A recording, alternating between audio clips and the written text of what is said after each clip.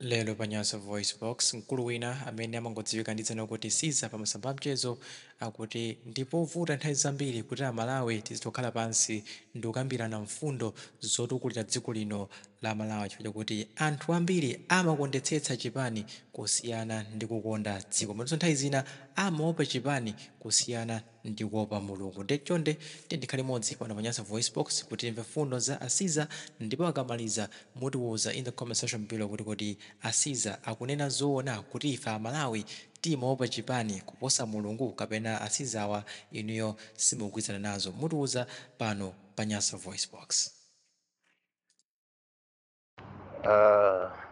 Bwana James, is it James Brian pali zinthu ziwiri zoti muyeneka kudziwa kapena zinthu zinayi. Choyamba, economy kapena kuyenda bwino kwa dziko kumadziwikira pa ground osati ku Capitol Hill kapena ku OPC. Pali economy ya pa ground ndi economy ya ku OPC, ndi zinthu ziwiri zosiyana mdziko mwathu muno. Chinthu chachitatu, pali kukambirana pakati pa munthu amene amasapota chipani kapena kuti party diehard ndi citizen. Anthu awa ndi osiyana. Cha number 4, munthu osapota chipani ndamuyika payekha diehard, ntchito yake ndikupanga defend chipani chake using whatever message or means or weapon. APM analephera, koma zimene analephera APM we can point them. Zimene mwanena za mafutazo, forex yoti yosatha, zimenezo sizifunikanso kuti munthu wina kapena akane kapena avomereze, koma chimenecho chilungamo mmene zinali pa ground. Ndeno libwereno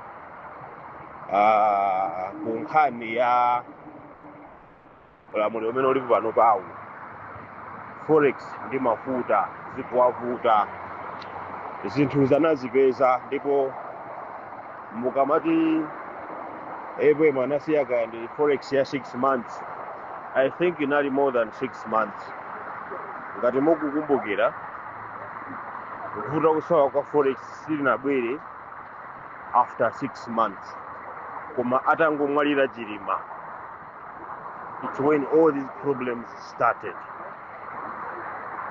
I surely believe kuti kumalawi kuno kuti tikhale ndi conversation yoti ithandize dziko ndipo vuta kwambiri pamene zafika apo, chifukwa anthu they are pledging allegiance ku zipani more than dziko, such that olo chakwera tapanga chinthu chabwino pano palibe amene angapanga convince the whole Malawi kuti apa wapanga chabwino.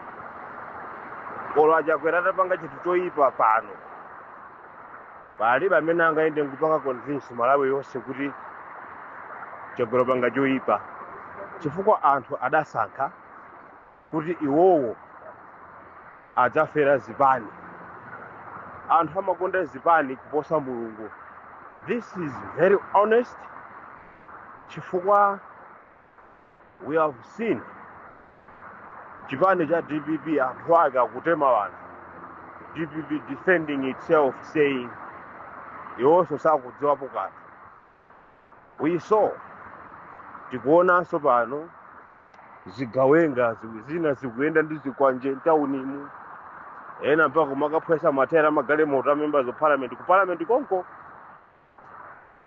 parliament is the third strongest arm of government, meaning kunena kuti kuli chitetezo chokhwima, komanso zimene akukambirana kumene zothandiza dziko, koma zonsezi sizoona.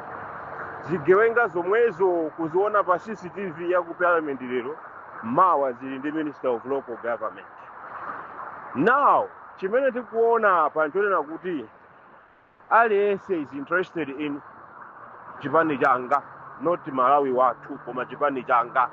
this is the most disturbing fact. Zimene analephera APM kuti mumufunse munthu amene akusapota MCP sangakuuzeni mfundo zikulu pakamwa without maybe kupita kaye m'manyuzi kukasakasaka kuti kodi akulu ajadala kukachani. Pamene mukamufunsa Citizen ngati ndikuwuzani APM chimene chinavuta kwambiri ndi kulekerera kuba. Vuto lalikulu kwambiri la APM ndiye limenelo, kulekerera kuba komanso kulola kuti dziko liziyenda mwa ulamuliro wa uchigawenga, anthu ake kumazuza anthu kungowayang'ana. Sichokhaso iyayi nepotism, azibale ake anawayika mipando, ndipo kunalibenso Malawi ina apart from Mulanje, Cholo, ambiri ananena kumalengera kuti anachoka kuti kulomwe belt. Komanso kuphedwa kwa Malubino kunafika pena, that is a political, whatever benefit zimene amapezazo we don't know. Ndiye tibweno kwa chakwera sikuti APM analephera economy forex iyayi, zinthu zinadula pa nthawi imeneyo koma ndalama inali stable. Ndiye ngati chinthu chadula koma ndalama ili stable zimamveka chifukwa ukayipeza 7,000 ikagula chinthu. Koma sipano iyayi economy yawakanika, nepotism kapena tribalism ndi imeneyo, mwana mkwenyana timanena choncho zonsezo kungozikunjikira maudindo. Economy ndi imene yalepherayi kuba sikuchepaso. Ndiye mukamakambirana kuti wina ndi wa MCP wina kaya ndi Citizen, munthu wosapota chipani saona Citizen chifukwa Citizen umakhala ndi nzeru zona zoti zokomera dziko, pamene munthu wokonda chipani is about chipani changa. Ndiye simumvana yakaona Citizen amangompanga matope kuti wa chipani chakuti ndi wa chipani chakuti.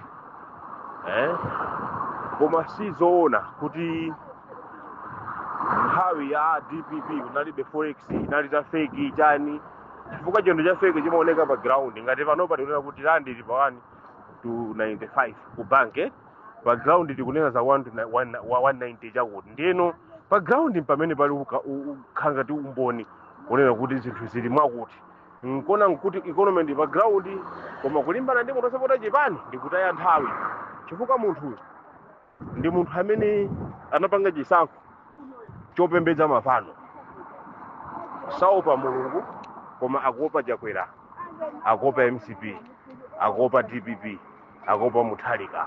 Anthu opembedza mafano ndi ovuta kwambiri.